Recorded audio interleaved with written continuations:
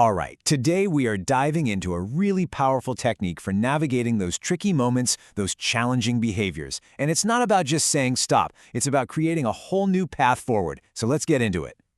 I mean, just think about it. You're in a situation, a behavior is becoming disruptive or challenging. What's your first instinct?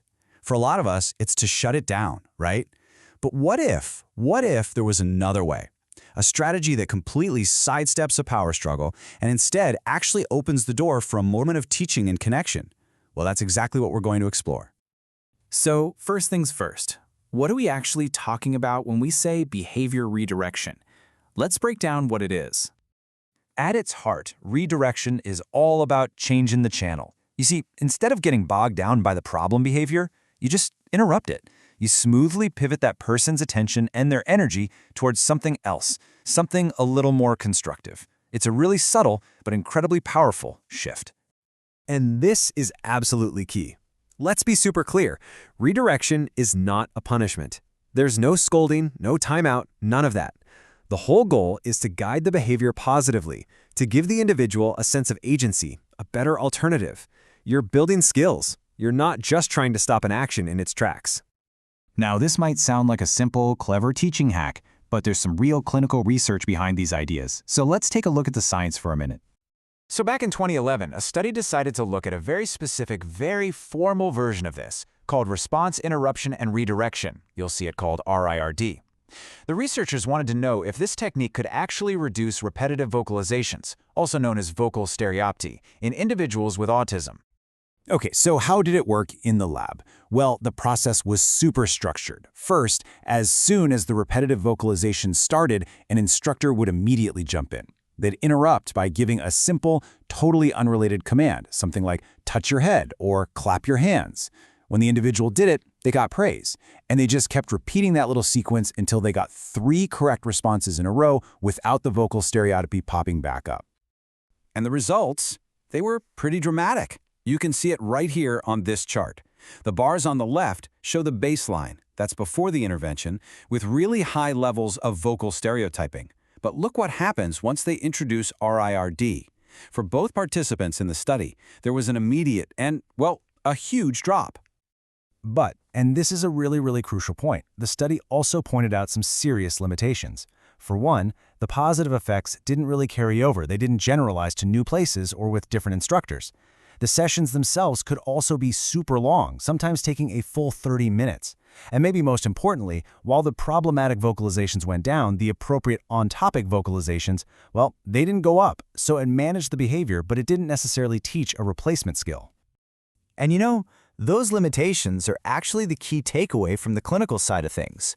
They show us that, yeah, a strict procedure might work in a controlled setting, but that doesn't always translate to the messiness of the real world. So that brings us to the real question. How do we take the powerful idea behind all this and make it practical and effective in our daily lives? Well, here's one of the most useful applications, shifting from stop statements to go statements. Think about it. Telling someone to stop running only tells them what not to do. So what are they going to do? They might start skipping or hopping instead. But saying, let's use our walking feet, gives a really clear, positive instruction. This is a perfect example of that shift. You stop telling someone what to stop, and you start showing them what to start. This brings us to a fantastic analogy for making redirection really, truly work. The new thing you offer has to meet the same underlying need as the problem behavior. That's exactly what was missing in that clinical study, right? It stopped one thing but didn't offer a functional alternative. So if someone is throwing toys because they need that sensory input, offering a quiet puzzle is like taking away an orange and handing them a shoe. It just doesn't match the function. But offering a ball to throw outside, now that is like replacing an orange with an apple. And all of this leads us to the most advanced level of redirection.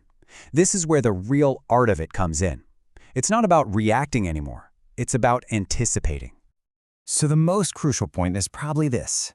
The best, most masterful redirection happens before a challenging behavior even gets off the ground. The most skilled therapists, teachers, and parents, they learn to spot the triggers and the early warning signs. That lets them step in and redirect way before a situation ever has a chance to escalate. I love this way of thinking about it. Imagine you've drawn the perfect, warm bubble bath. If the phone rings before you get in, it's a small hassle. no big deal.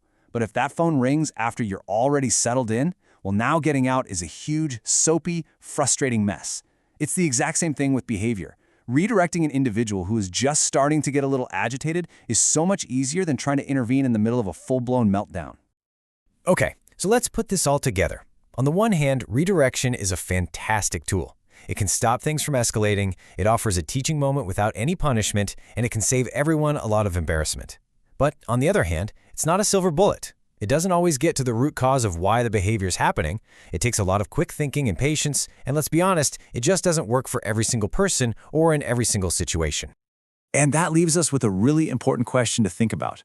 Redirection is clearly an effective strategy for managing things in the heat of the moment. But as we've seen, it might just be a surface-level fix. So the real challenge for all of us is this: how do we use this amazing tool effectively while also making sure we take the time to dig deeper and really understand the why behind a person's actions in the first place?